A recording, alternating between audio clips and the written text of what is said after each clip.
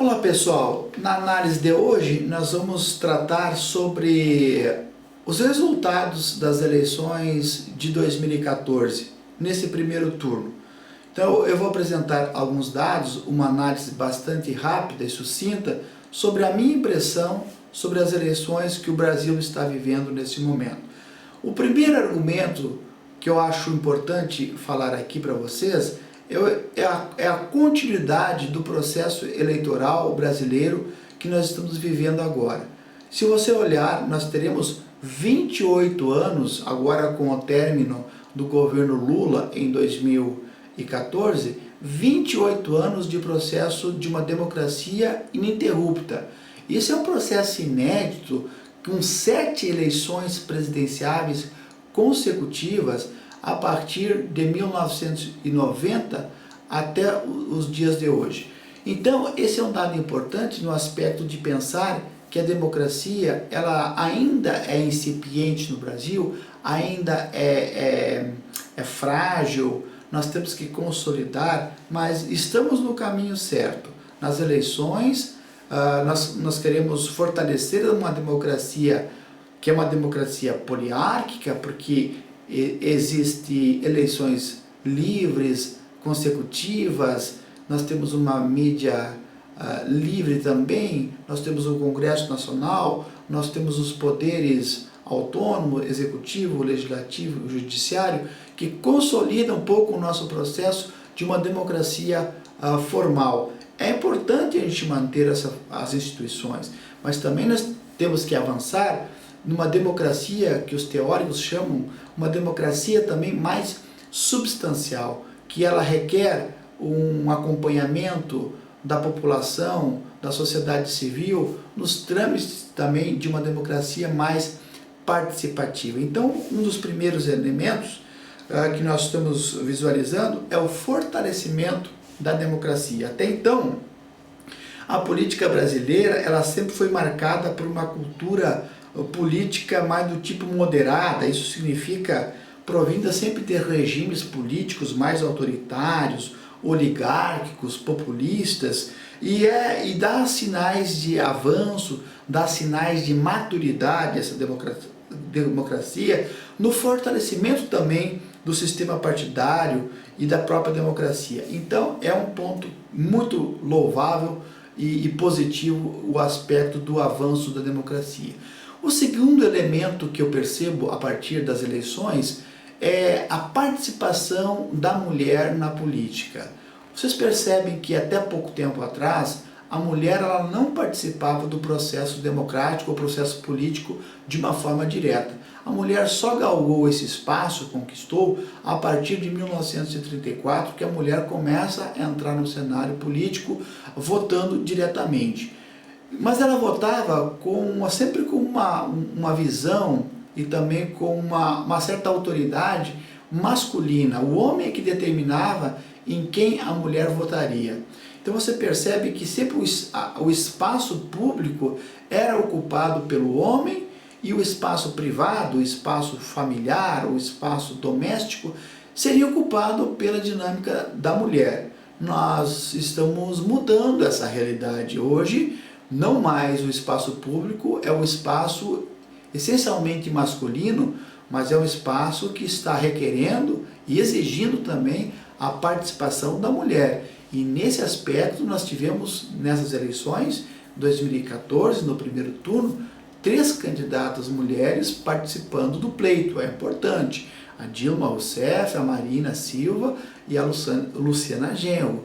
Então, claro que muitos partidos ainda não preenchem as cotas na questão de gênero, mas a mulher tem sim avançado e ocupado esse espaço que antes era restrito ao espaço masculino, o espaço do homem, está sendo ocupado com competência pela mulher, que a mulher não fique restrita ao espaço familiar, ao espaço doméstico. O terceiro argumento que eu achei importante nessas eleições foi a agilidade no cômputo dos votos. 2 horas depois das eleições, mais de 97% dos votos já haviam sido computados. Isso é importante. O Brasil, que é vanguarda nesse aspecto na informatização das urnas, que muitos países desenvolvidos, inclusive, têm um sistema eleitoral precário, que passam semanas, até meses, contabilizando seus votos, e o Brasil consegue, em questão de 1h30, 2 horas no máximo, ter todos os seus candidatos a vereador, quer dizer, a deputados estaduais, no caso agora, federais, Senado, governadores e presidentes da República, com os resultados quase que oficiais em questões de 2 horas. Então, esse é um aspecto importante. Um aspecto que não foi muito, do meu ponto de vista, condizente com a qualidade da democracia, foi alguns erros muito grotescos no aspecto das pesquisas de boca de urna. Eu cito aqui o exemplo só de 2 estados que a pesquisa de boca de urna, a princípio, seria uma pesquisa de uma confiabilidade de quase 100% e que tiveram erros tremendos. Por exemplo, aqui no Rio Grande do Sul, a pesquisa de boca de urna já apresentava o candidato ao governo, à reeleição, Tarso Genro, com 35% dos votos, contra 29% do segundo candidato, o José Ivo Sartori, e a terceira candidata apresentava 26%. Só que no resultado final houve completamente uma mudança, porque a boca de urna previa uma vitória do Tarso, e os resultados oficiais demonstraram a vitória do Sartori com 40% dos votos contra 32% do Tarso e 21% da candidata Ana Amélia. Também no Senado, aqui no Rio Grande do Sul, a boca de urna, a pesquisa apresentava uma vitória do candidato Olívio Dutra, sendo que, quando começaram a ser computados os votos, o candidato Lazier Martins, ele se coloca na dianteira e vai até o final do cômputo, vencendo as eleições. Mas um erro muito fatal aqui. Eu não vou citar também aqui a situação de boca de urna, do Ibope principalmente, que fez essa pesquisa aqui no Rio Grande do Sul, e também no Rio de Janeiro, que não apresentava na boca de urna a presença no segundo turno do Bispo Crivella, que aparecia apenas com um percentual baixo, que ele acabou ultrapassando, inclusive, o Garotinho. Então, são 2 erros assim que devem ser repensadas as dinâmicas nas pesquisas eleitorais no Brasil. Queira ou não, no meu ponto de vista, elas acabam influenciando as pessoas que ainda estão indecisas, não sabem quem votar, e nós temos uma condição natural do ser humano de não votar para quem está perdendo, quem vai perder. É um sentimento nosso de a gente votar em quem realmente está na frente. Então, essa é uma política de que nós temos que ver, racionalizar o aspecto do o que é importante. Por exemplo, a gente ter pesquisas, mas quando se aproximar dos resultados do dia da eleição, essas pesquisas elas deveriam ser proibidas, no meu ponto de vista.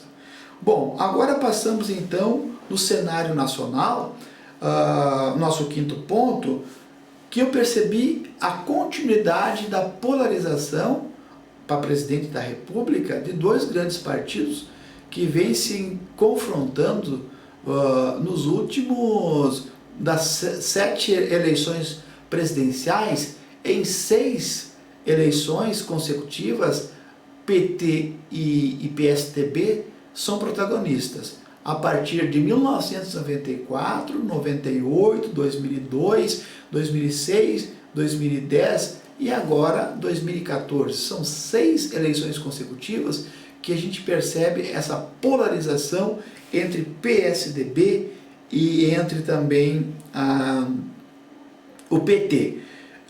Vocês perceberam que a Dilma ela manteve-se à frente no primeiro turno, com 41% dos votos, mas logo seguido pelo segundo candidato que é o Aécio Neves, que ele computou 33% dos votos.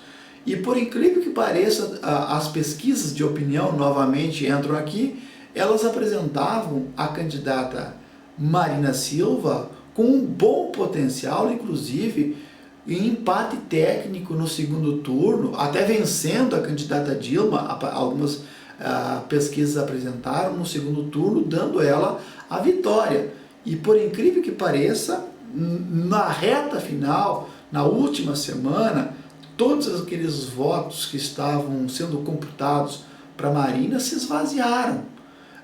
Claro que aqui nós temos algumas razões, alguns erros de campanha da própria Marina, que ela se mostrava até um certo momento como uma alternativa, aliás, pela própria condução atípica que foi essas eleições, que nós tínhamos no início uma certa polarização inicial entre Dilma e Aécio, e com o Eduardo Campos em terceiro colocado, mas com a tragédia que se abateu sobre o Eduardo, a Marina ela despontou, e no início, mais como um processo mais emocional, a partir das pesquisas, demonstravam a Marina com um potencial muito interessante de votos, que foi minguando no decorrer do tempo. Ao mesmo tempo, Marina comete alguns erros muito cruciais na campanha, nas idas e vindas dos seus programas. Teve a questão do Silas Malafaia, do pastor, que pressionou a candidata a retirar alguns pontos polêmicos na questão dos direitos humanos, dos direitos homoafetivos do programa. A Marina recuou também na questão do agronegócio, algumas pautas, e isso fez com que o eleitorado ficasse um pouco em dúvida. Primeiramente, Marina se apresentando como uma alternativa e logo brevemente se apresentando também vindo como sendo uma incógnita, gerando uma insegurança. E o eleitorado, que é um eleitorado anti-PT, ele quer tirar a Dilma do poder. Para ele, tanto faz racionalmente se fosse a Marina ou a Aécio.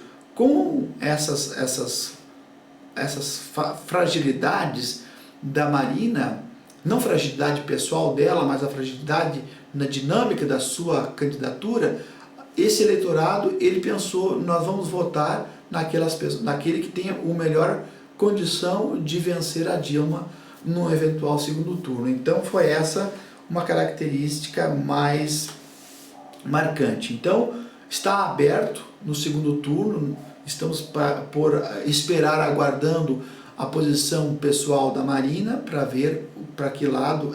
Há uma tendência, no meu ponto de vista, dela apoiar a reforma, a mudança.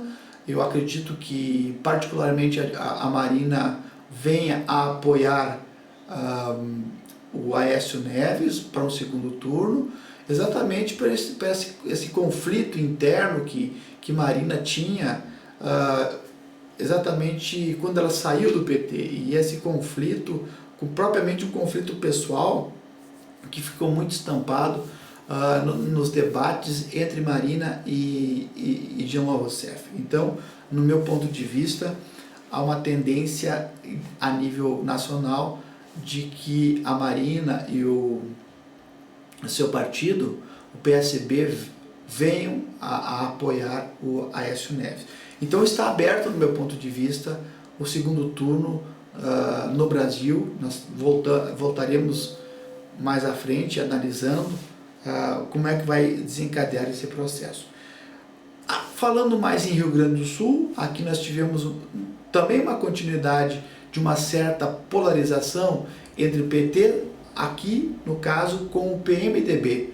Então essa polarização ela já acontece há um bom tempo. salvo algumas exceções, quando o PT ele disputou com o PSDB, aqui no Rio Grande do Sul, mas a polarização aqui ela continua.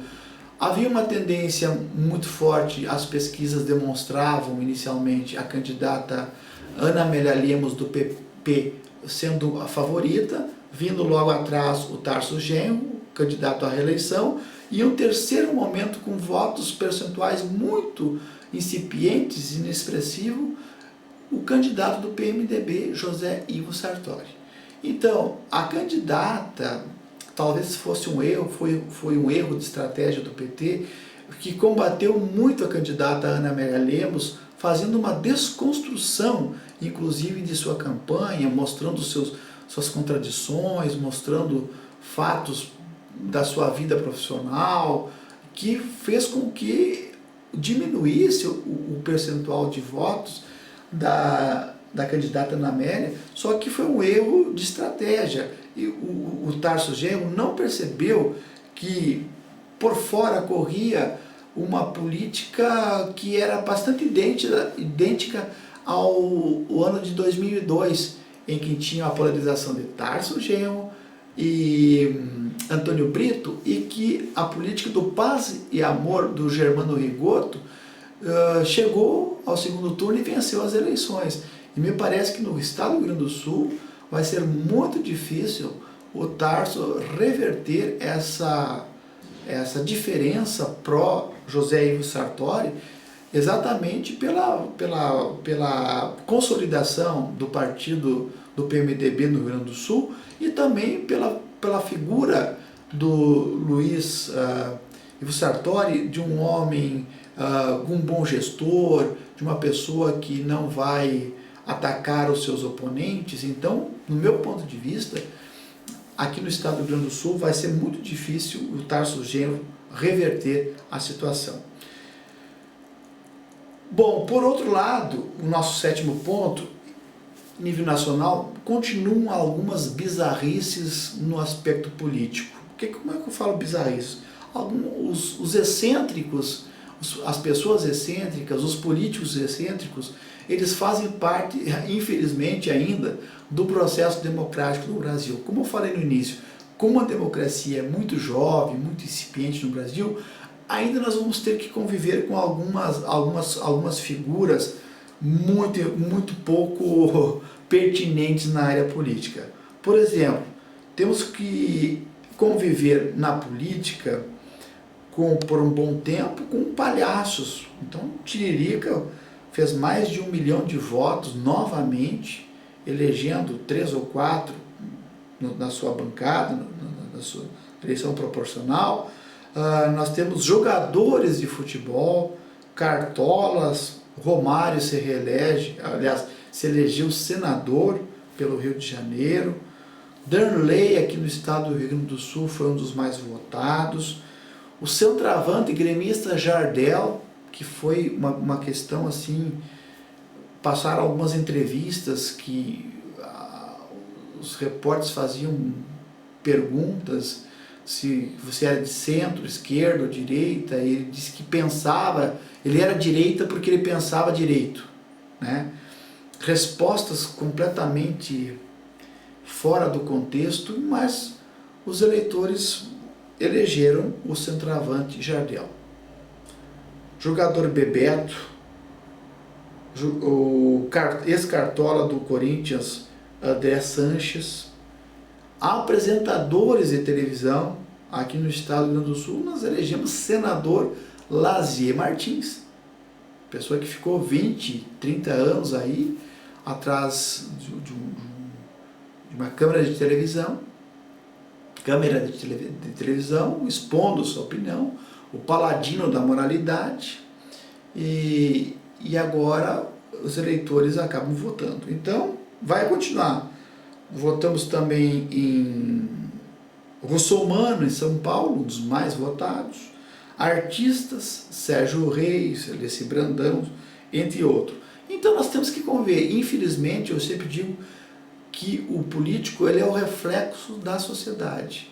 Nós só vamos emancipar nossa política, o nosso Congresso Nacional, nossos governantes, na medida que também a sociedade evolua na sua cultura, na sua educação, na sua fineza, na sua civilidade. Caso contrário, nós não vamos ter condições de reclamar do político se nós, no dia a dia, não agimos também com seriedade, agimos como um mal feito, como prática recorrente, a corrupção, a falta de ética, falta de gestos também concretos da sociedade. O dia que a gente modificar nossa cultura social brasileira, inexoravelmente nosso processo político também vai melhorar. Oitavo ponto. Há uma comprovação no Brasil que homofobia dá voto. Por quê? Aqui no Rio Grande do Sul nós tivemos um candidato mais votado, chamado candidato federal, chamado Luiz Carlos Reis, um ruralista, aquele que criticou os quilombolas, os índios, os homossexuais, ao dizer que o governo federal só tinha gente que não prestava. Bom, aqui esse candidato ele fez mais de 160 mil votos. Foi o primeiro ou o segundo mais votado para a Câmara Federal, esse candidato Luiz Carlos Reis. Bom, em São Paulo nós tivemos Bolsonaro, do Rio de Janeiro, candidato federal, um dos mais votados, com 460 mil votos, Bolsonaro do Rio de Janeiro.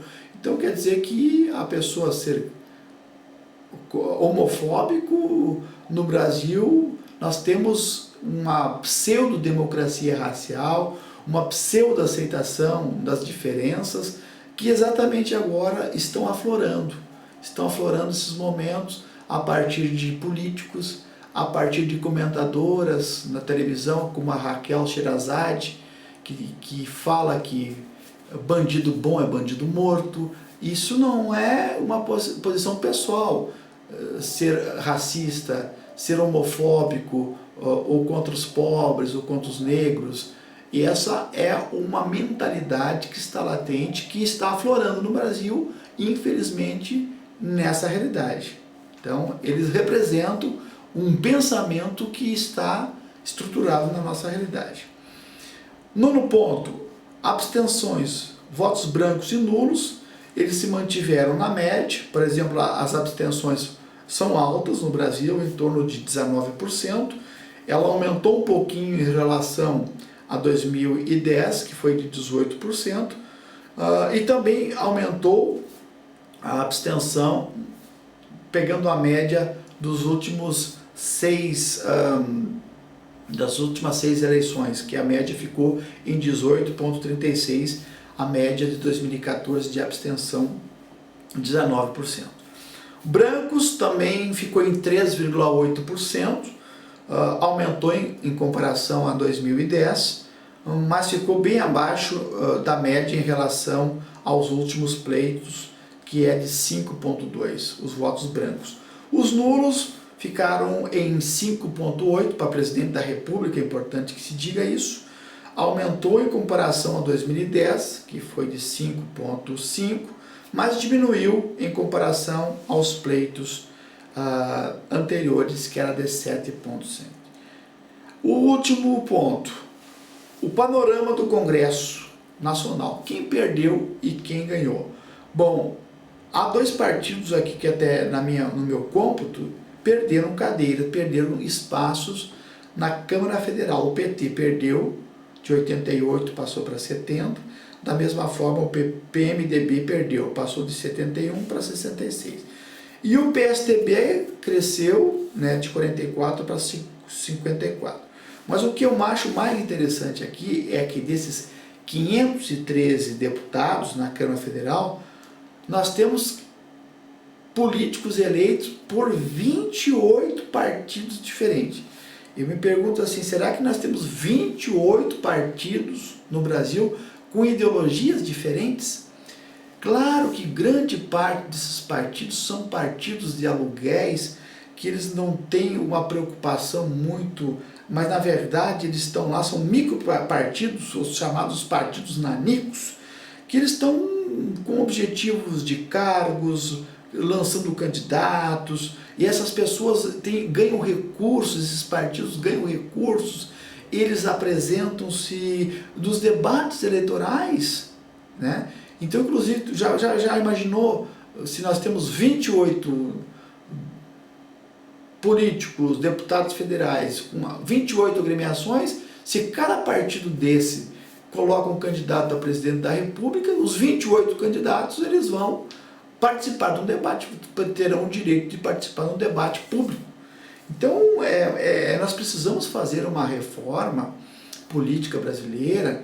Eu sou favorável à cláusula de barreira, 5% dos votos do Estado. O partido que não alcançar 5% dos votos, ele pode continuar existindo, só que ele não vai ter os direitos, ter a possibilidade de participação, de trancar pauta no Congresso Nacional, assim por diante. Então, é muito importante que a gente tenha 5, no máximo, partidos com 5 ideologias diferenciadas, mas que sejam partidos consolidados, ideológicos, que tenham uma postura que não seja essa fragmentação desses partidos que muitas vezes estão defendendo os interesses particulares. Então, eu agradeço a atenção de vocês. Essa é uma análise muito simples das eleições do primeiro turno de 2014. Até uma próxima oportunidade.